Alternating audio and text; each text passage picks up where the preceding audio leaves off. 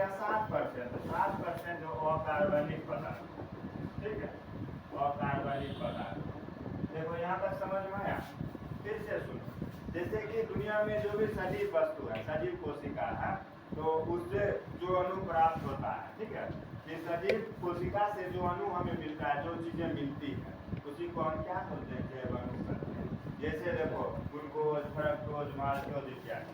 और इसमें 93% जो है वो क्या है, कार्बनिक पदार्थ है, और 7% क्या है, अकार्बनिक। ठीक है, समझ में आ गया।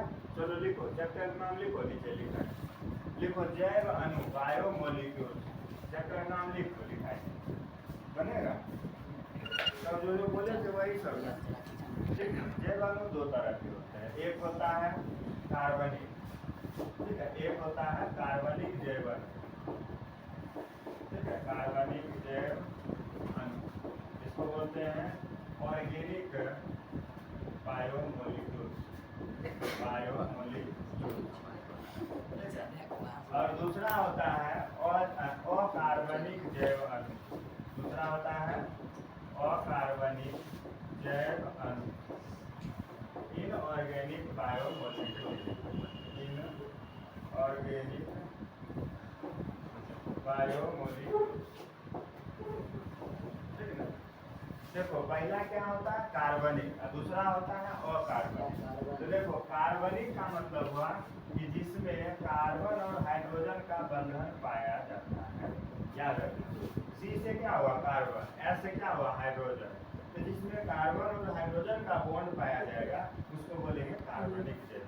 ठीक है, और जिसमें नहीं होगा, जिसमें ये सब नहीं रहता है, उसको बोलते हैं अकार्बनिक जैव। जैसे अब हम बात करें, जैसे देखो C6H12O6, जिसमें देखो कार्बन भी है और हाइड्रोजन भी है।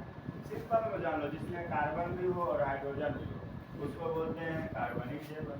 कोई भी ले लो, चाहे कोई भी दुनिया का, जैसे C12 है, H22 वो वाले, ठीक, ये चीनी का होता है। तो कोई भी अगर सूत्र ले लिए जिसमें कार्बन और हाइड्रोजन प्रेजेंट है, उसको बोलेंगे कार्बनिक जैव। लेकिन अगर कार्बन और हाइड्रोजन प्रेजेंट नहीं है तो उसको बोलेंगे अकार्बनिक जैव। समझ गया। अच्छा, अकार्बनिक में कौन होगा, जैसे कि देखो कार्बोनेट हो गया, ठीक है, नाइट्रेट हो गया, NO3 हो गया, ठीक है, सल्फेट हो गया। तो ये सब जो होते हैं, इस सब में देखो कार्बन हाइड्रोजन है नहीं, तो जिसमें कार्बन और हाइड्रोजन नहीं होगा उसको बोलेंगे अकार्बनिक जैव।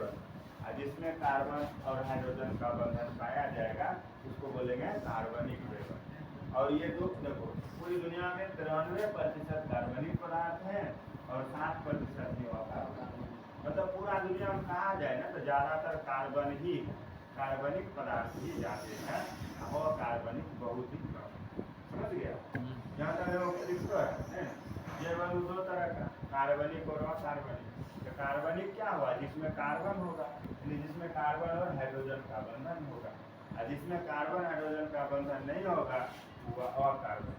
जैसे CO3 देखो है, कार्बन हाइड्रोजन है, NO3 SO4 ये सब में नहीं है, ये अकार्बनिक। ठीक है, लिखो, नीचे लिखो, जैव अणु मुख्यतः दो प्रकार के होते हैं। लिखो, जैव अणु मुख्यतः दो प्रकार